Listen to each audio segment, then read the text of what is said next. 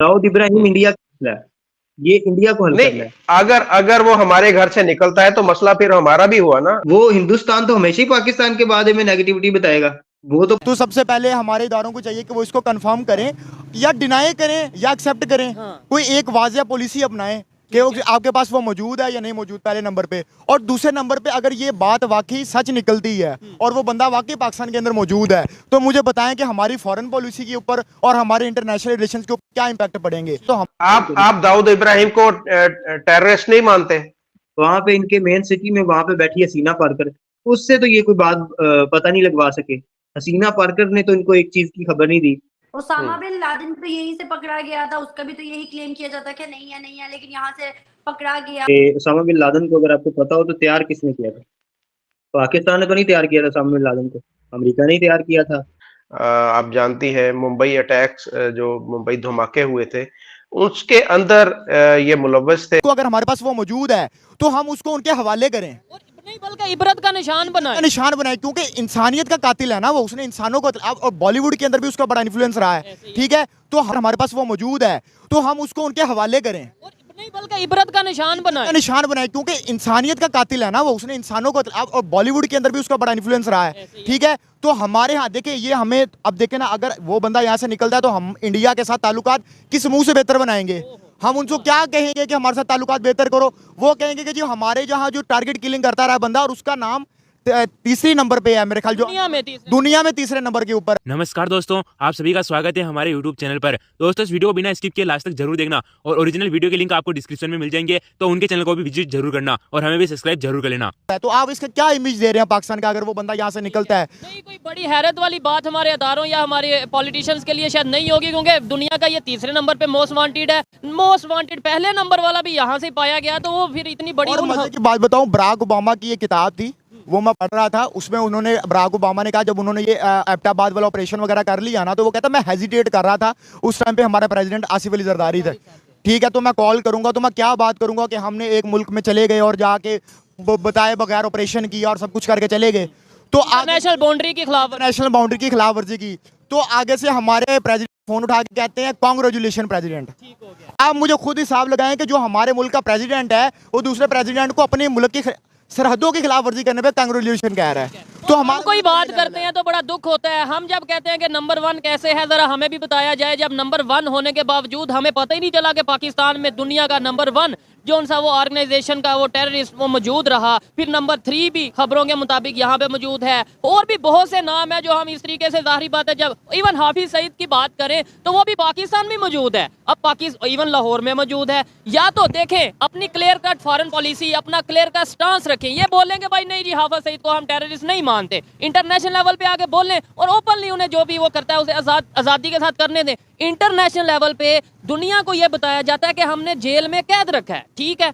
Public को ये बताया जाता है कि ये भाई हमारे जो से बहुत बड़े मुजाहिद हैं, बहुत बड़े लीडर हैं। क्या ये देखें, इससे पब्लिक का भी नुकसान नहीं है, मेरा आपका इन बच्चों का नुकसान नहीं है कि हमें ही कंफ्यूज किया जा रहा है? देखिए, सबसे पहले तो क्लियर कट एक आपकी पॉलिसी होनी चाहिए कि आप हाफिज सईद है या 2 3 4 नाम आपके पास जितने भी हैं, जितने भी नाम है, वो नाम लेना नहीं चाहता मैं, उनको आप क्लियर कट करेंगे यार ये टेररिस्ट हैं, मुजाहिद हैं, हमारे लॉयल बंदे हैं, जो भी है आप उनको क्लियर कट करें। और वही जो फॉरेन पॉलिसी आप वो वाजिया करें लोगों के सामने। ये ऐसा मत करें, देखिए इससे आपका जो इमेज है वो इंटरनेशनल दुनिया के अंदर बहुत ज़्यादा ख़राब हो रहा है। और दूसरे नंबर पे देखें, हमारे यहाँ ये जो 2-4 तहरीकें बनाएंगी, इसके भी सबसे बड़ा मसला ये हुआ कि जो हमारी डिक्टेटरशिप थी उसके अंदर इस तरह की तंजीमों को बनाया जाता था और प्रॉपर उसके अंदर फंडिंग की जाती थी और उनको लॉन्च किया जाता था। उनके पॉलिटिकल आप उनके दुश्मन होते थे, उनके खिलाफ लॉन्च किया जाता और फिर उसको इनसे संभाले नहीं जा रहे बाद में। अब हाफिज सईद है, वो दूसरे हैं। देखिए, सबसे पहले आप देखें,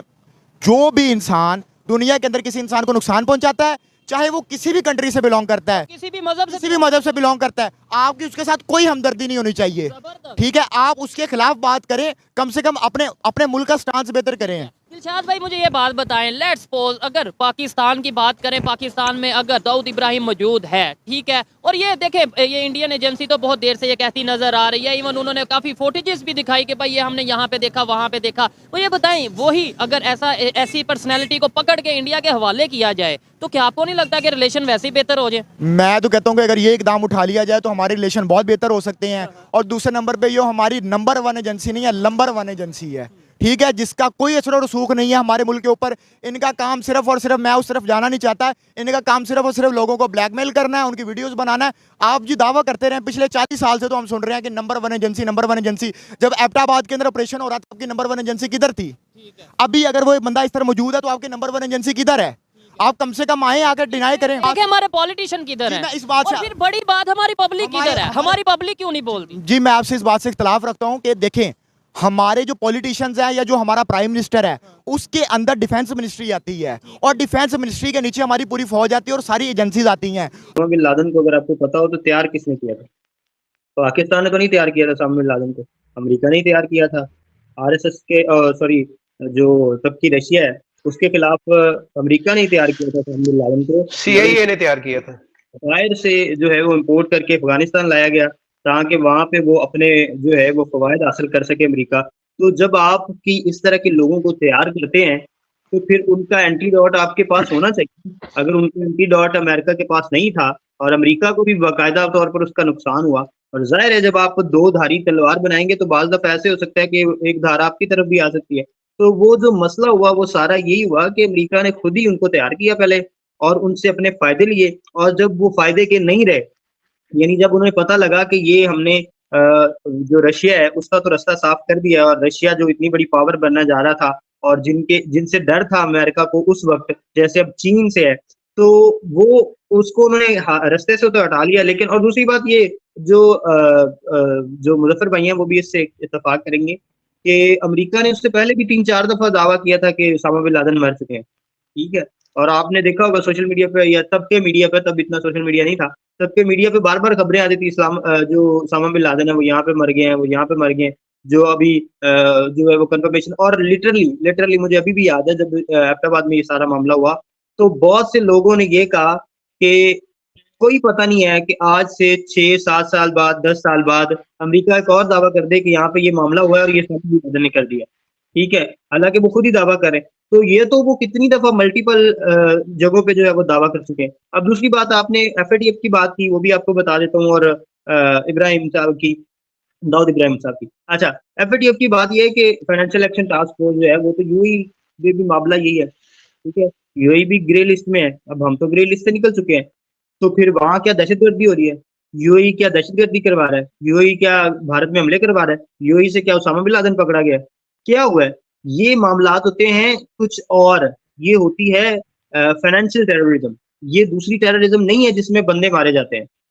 जो FATF है वो एंटी करप्शन के मामलात को देखती है कि ये जो करप्शन वाले पैसे हैं, जो इलीगल मनी है, उसका क्या मामला हो रहा है, वो कहाँ से कहाँ जा रही है। FATF सारा इस चीज को कंट्रोल करता है। उसका कोई मामला नहीं है आपके मुल्क में दहशतगर्दी हो रही है या नहीं हो रही, सिर्फ वो कहते हैं कि पैसे के जो मामला हैं, वो यही कह रहे हैं ना कि फंडिंग इन्हीं लोगों को हो रही थी। जो FATF है वो यही कह रहे थे, जो पाकिस्तान के अंदर ट्रांजैक्शन कुछ इस तरह की हुई हैं कि जो दहशत गर्दों तक पहुंची है रकूम, उनका यही कहना था।